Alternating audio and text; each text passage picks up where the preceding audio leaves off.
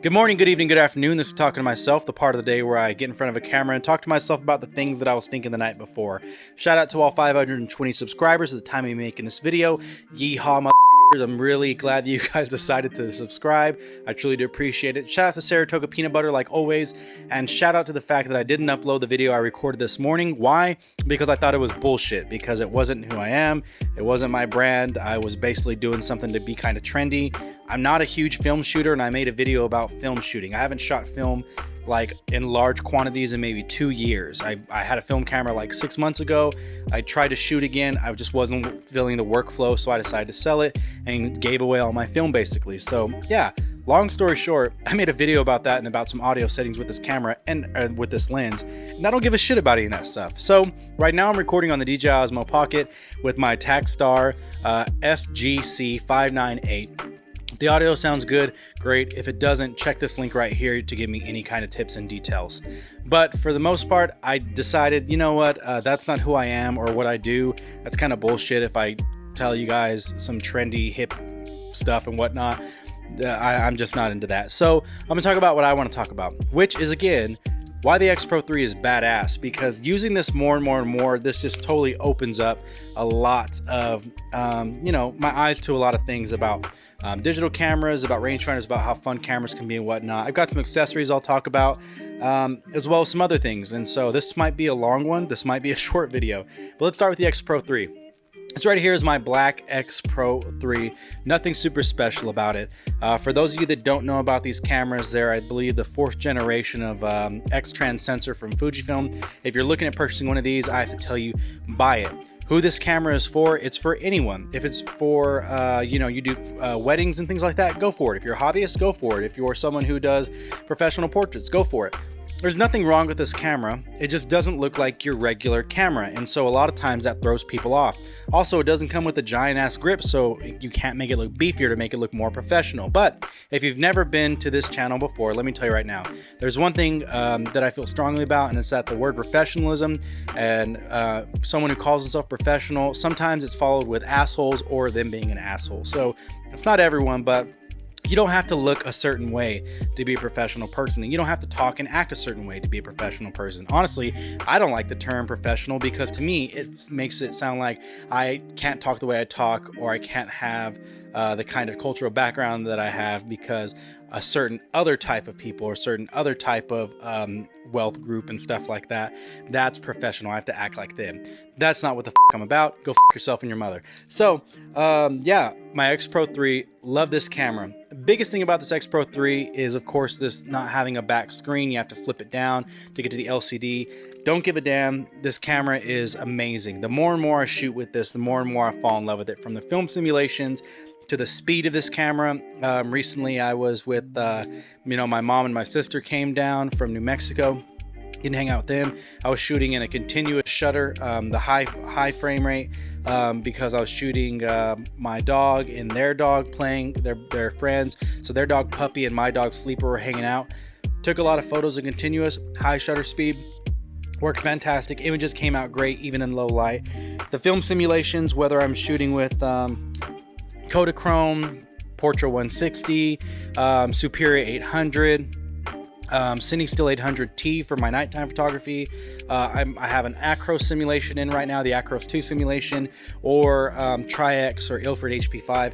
They're great. They're fantastic. They give you something baked onto a JPEG when you're shooting JPEG plus RAW that a lot of times you can shoot straight to the interwebs, which is what I do. I put it out there on the line. So I have my photo and it's out there on the line for friends and family to see. It's a great workflow, really short workflow. I love the look of it. My father-in-law, my future father-in-law at one point thought I was shooting with a film camera because there wasn't a back on it. It's a lightweight camera, but chunky enough to hold. I even added a grip onto it, and so just to make it even chunkier. But this is a great camera. You can't go wrong with this. This is Fujifilm's flagship camera for photography. And it's evident by the direction they went with not having a back screen. Now I hear that there's a whole bunch of people like, oh, well, I need a back screen for this and this, and so I can check this and check that. And well, at some point you have to get over it. I mean, it is what it is. I mean, I know that the other cameras have more as far as video qualities, but if you look at my channel, almost all but maybe 2 videos in the past month or two, actually I've only been on YouTube for a month, maybe 2-3 weeks, have been shot with the X Pro 3. And if you look at the focusing on the 35 1.4 with the X Pro 3, you'll notice that all the bullshit about this thing can't focus and that these lenses are bad had to do with algorithms. And I just want to take a minute to talk about that. All these lenses, the 35 1.4 or the 18 f2 from Fujifilm that people said are shit lenses, even the 16 1.4 and all those, they're shit lenses whenever it comes to focusing for video. That was with old cameras like in the XT2 or even the XH1 for some parts.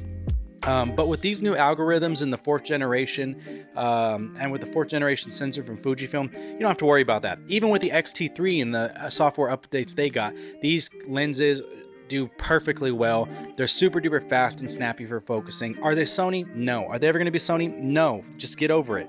But whenever you're talking about switching to a system that's lighter, a system that I think is very good looking, the best looking on the market, and a system that's very badass to use and very capable, and honestly the full frame to APS-C thing, I've used both. I've used Micro Four Third. I've shot everything underneath the sun, every single brand except Pentax.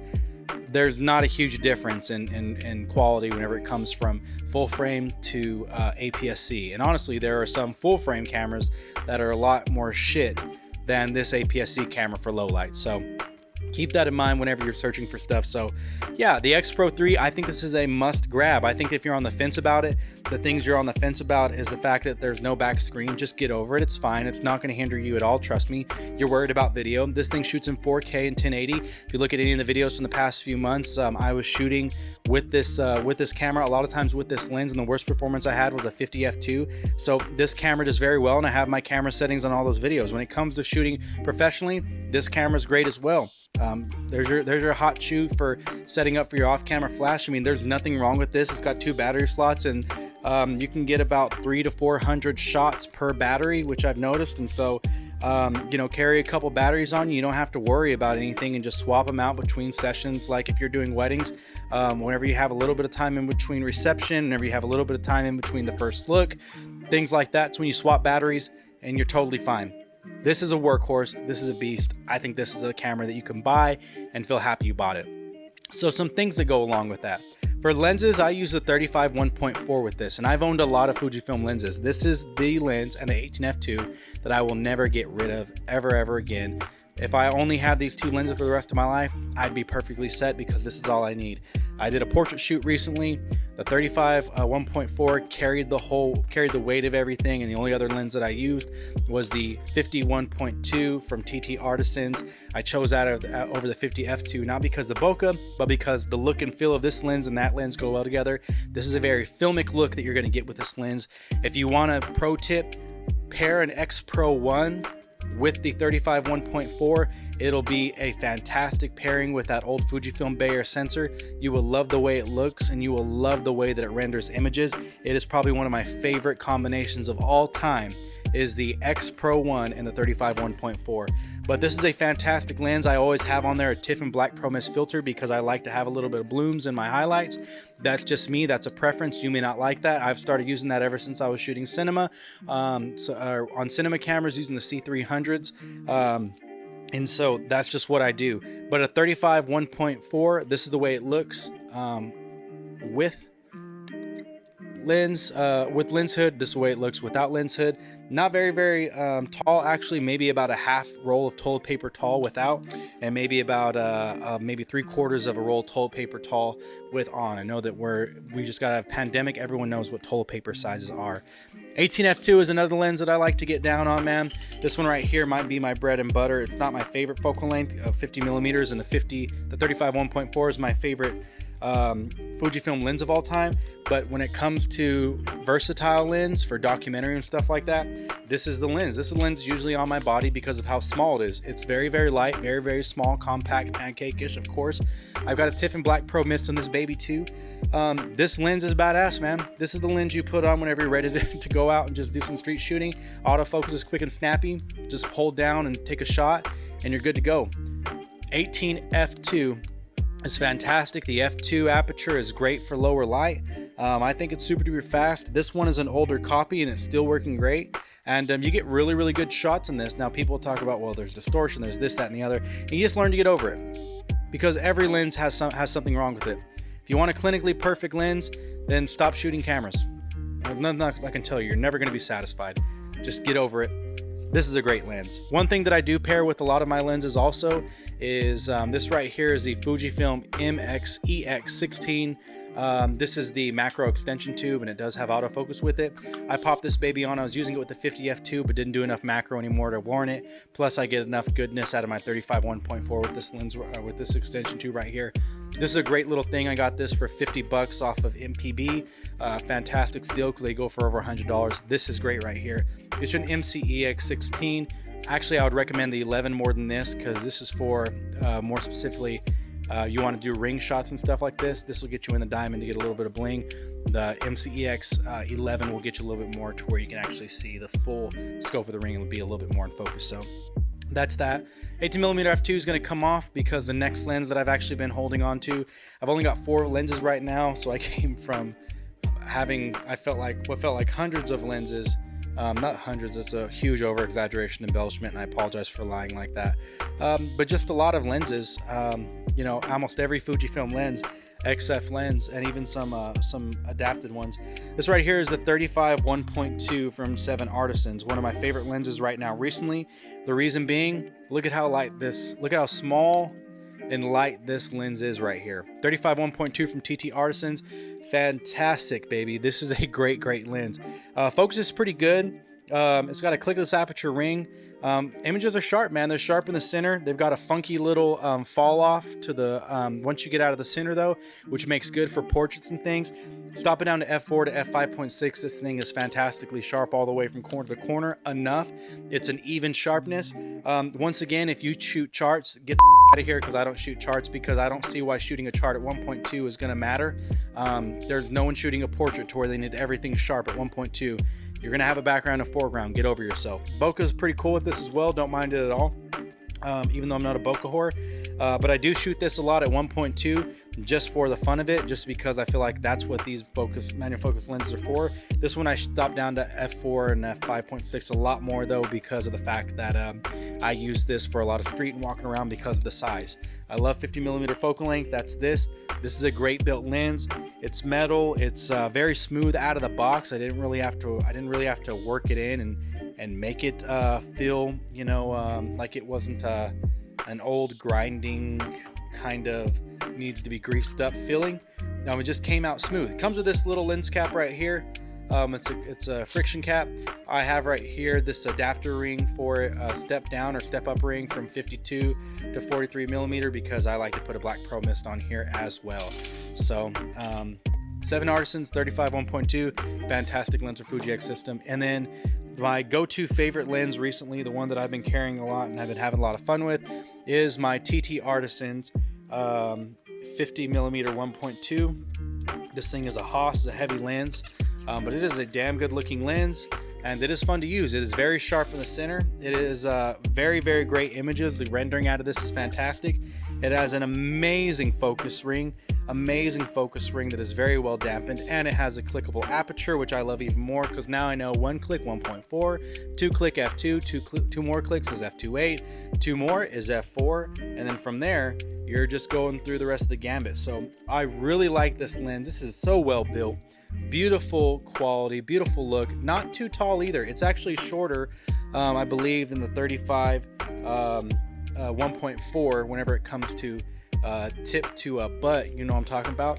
And so fantastic lens, especially for the money. These two lenses are about $100 each. That's a damn steal. Get both these lenses, you'll be fine. I don't know anything about any of the wider lenses from TT Artisans, 7 Artisans, but if they make them like this, I can see them being good. The only thing I don't like about the 7 Artisans is it doesn't have a you know, click aperture. The only bad side about the TT Artisans right here, the 51.2, is, well, the fact that it is horrible when it comes to flaring when you're shooting with backlit situations. So what do? I avoid backlit situations like a grown-up, and I move my feet. So that's that. Really do like this lens. Love this lens. Enjoy this lens. This is amazing. This TT Artisan I can't get enough of it, man. It's a great lens to carry around. If it wasn't so heavy, it'd be even better. But I'm fine with the heft because I know that it's actually giving me something. So I've shot a lot with this lens recently. This would also be a great video lens. I think both of those would be a great video lens because of the manual focusing.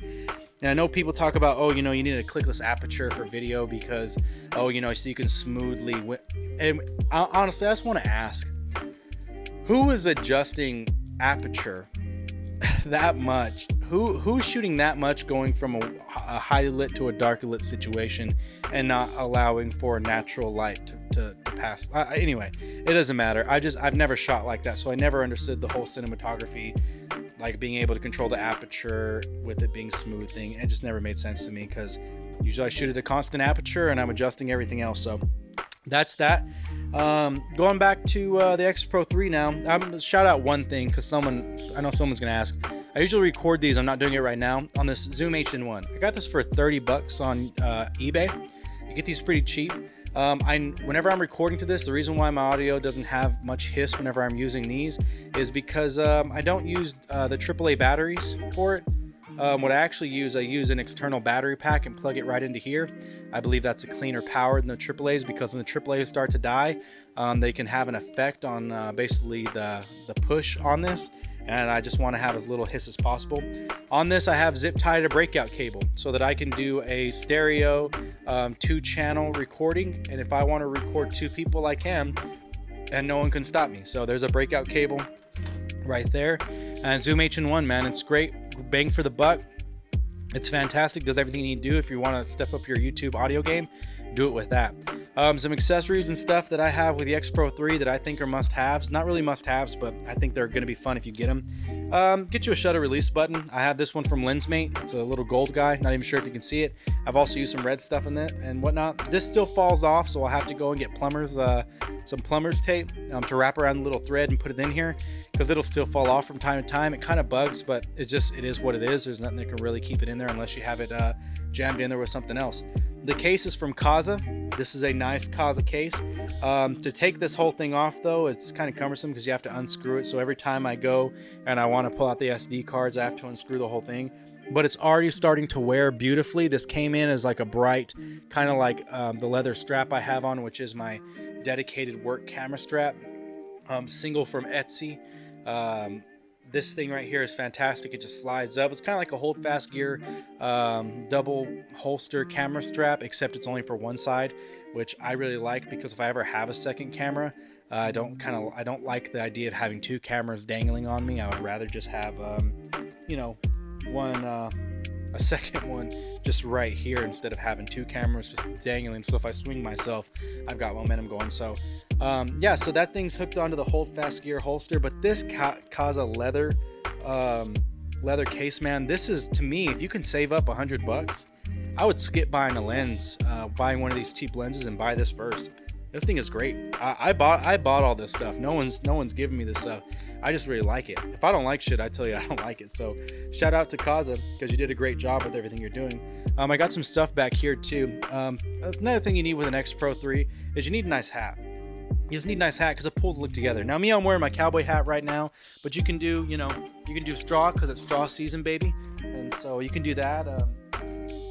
You can get you a wider brim if you want to. Like this right here is a wider brim. I've also got a felt for the winter, and so it lends itself completely to it. And sometimes you need ball caps. Sometimes you want to wear a ball cap, have it backwards and whatnot. Take some nice shoddy poos there. And sometimes you want to rep for the defending World Series champion and soon to be 2-time defending World Series champion Los Angeles Dodgers. And so you put on your Dodger cap and you make sure people can see that they won the World Series and the Astros didn't cheat this year and able to steal that from them. So, fantastic thing to do, but I always wear a hat whenever I go out. And so, even though I have a great hairline, but it just really helps with seeing stuff because, do like this. Got this viewfinder, just kind of tucked back behind it. Really helps out whenever you're shooting with the X Pro 3. Another thing I want to show in an accessory, and I did not intend for this to start like this, but I was like, man, I'm going to talk about some things that I really like. This is a must-have. This is from JJC, and it's the JM11 flash kit. And so let me take off this. So basically, I hate using the Fujifilm app, period. I hate using the Fujifilm camera app. I think it's a really bad app. It's probably one of the worst ones out there. It's non-reliable whatsoever. In order to take this cause off, by the way, it's got a 1/4 20 thread that has a 1/4 20 thread inside it. I don't even know if it's quarter inch. So basically I was able to hook this up to this by screwing in a D hook that went inside of this. So that's pretty cool. So you just get a little coin, pull that off, but I have to pull it off because this covers up the battery doors and the auxiliary door. And so this right here that I'm pulling out is pretty neat and great, especially if you're doing self-portraits and stuff, or if you're just not wanting to touch your camera and you want to start your video but you don't want to use a Fujifilm camera app. This thing right here is the JJC JM11 receiver, and here's the transmitter. And so it is what you think it is. It's just a wireless remote, and I know that Canon has a little guy and everyone else has one. Well, JJC developed one for Fujifilm because Fuji only has the cable and they tell you to use the app. So it's got 3 modes. Right here's a single shot, and if you do a half press on it, oops, let me turn it on. And if you do a half press on it, you'll see right here this button turns green, and if you see right there, that turns green. That's getting in focus. So now that it's in focus, full press takes the photo. Then they also have one that looks like it's got multiple little pictures. That shoots 3 frames. So you hold it, put it down, and then 3 photos. And then you have one that's on a timer. Of course, has a little timer symbol. Half press it, you're in focus. Press it, it's going to count that baby down. I think it's like an 8 or a 10 second countdown, or maybe a 5 second. And there it goes. This right here is a must-have, I think, for anyone wanting to shoot and you're tired of using the Fujifilm app. This is a great little thing. Comes with a great little remote. I think it only takes a tiny battery, but it comes with a battery. Just make sure you turn these things off and on, because the batteries aren't something that it's like, oh, I've got a AA or AAA waiting around. They've got some weird funky battery that I don't care enough to tell you what it is because I don't remember what it is. So let me put a hat back on so I don't look homeless, and I'll show you the last few things.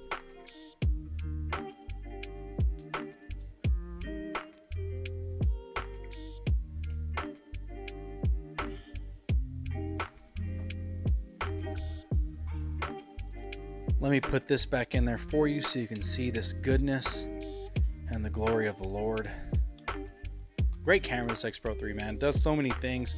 I think people just assume because it's not the X-T4 and everyone's like, oh, it's photography first, it must not be great for video, it must not be great for this, that, and the other, it must not be professional. This is the most professional camera they have. I don't care what anyone says. It's a badass camera. There's no gimmicks. They didn't skimp out on anything. It's just a great camera. I mean, the autofocus is great. The feel is great. Got 2 card slots. Does it have IBIS? No, but just buy a tripod. Oh, you're doing handheld video? That's cool. You can get a gimbal, but I never even used gimbals anyway. I used tripods. I used handheld with the shoulder rig, and I used sliders. So I don't know when gimbals and stuff like that became the wave and when handheld steady footage became the wave, but I like the kind of rocking natural effect. So there's a few things that I also do that I also think pair along great with this. Peak Design 5-liter sling, of course, I think pairs along great with this X Pro 3. Those of you that don't know, I've used Peak Design bags for a majority of my life ever since they came out. I vouch by these. This is 3 years old and it looks brand new and feels brand new. Nothing's broken, no threading, anything like that. And I use this almost every day, or did until recently. I got a couple new bags. But this and the 10-liter sling are my 2 most heaviest used bags of all time, and they still look brand new besides a few spots where it looks like you can tell there may be some discoloration from rain or from sitting out in the sun and things like that. But they've withhandled all the weather. They've withhandled everything. These 2 bags cannot be defeated, man. And I think if you buy any Peak Design product, these are version 1s, by the way. The version 1 10-liter and the version 1 5-liter, the ones that of the sling are the ones that I vouch for. I think you can't go bad. I say shoot, buy these over the version 2 because they looked way damn better than the version 2 bags. Another thing with this Kaza grip case, it also comes with you know, a strap. So it comes with a leather strap as well, and I've added onto these some S-beaners, and that's how I hook it onto my stuff. So I don't really use the strap much. I'm thinking about giving this to my fiance and let her have the strap with it, because this looks a lot cuter, and her X100T would look a lot cuter with it. The other things are just the bags I use. So this Wander D1 bag is fantastic. I use it more as a fanny pack, especially whenever I'm walking my dog. Whenever I get my film cameras in, This will probably be if I don't want to carry the X Pro 3, you know, we're going out and I just want to have some camera on me. This will probably be the bag that I take because it's lightweight. And I'll probably have maybe the whichever one I keep, the XA2 or the Nikon Light Touch. I'll have this with an extra roll of film in there along with some other things. One thing about this bag though why I don't pair it with the X Pro 3 as much anymore, and why I purchased another bag because of it, is because with this one, where the straps are, there's a little bit of a disconnect and a hollow spot right here, so you can scooch everything in to make it into a fanny pack. Because of that, the bag kind of flops over a little bit too much, and I don't like the way it feels weighted. Now when I have the 18F2 it's fine, but anything other than the 18F2 on there, it just starts falling over and flopping over, and I don't really like that, and I can't actually put much else in there. And then the bag that I use now, mostly I've been using it every day for almost 2 weeks, and has fit well into my repertoire, is the Hex Ranger Mini Sling. This is a great bag for the X Pro 3. Every lens will fit right in there. My favorite thing is it has these straps on the side, so you can pull it tighter and make this more compressed and smaller. Reason why I love that? Simple. Because when I have a smaller lens in the X Pro 3, I can pull it tighter and it's closer to my body, so whenever I'm moving around, it doesn't feel like things are flopping and falling around. It's got a lot of extra space right in here to hold a lot of extra things. I've got a key. I've got a nice little area in here for any kind of batteries or something.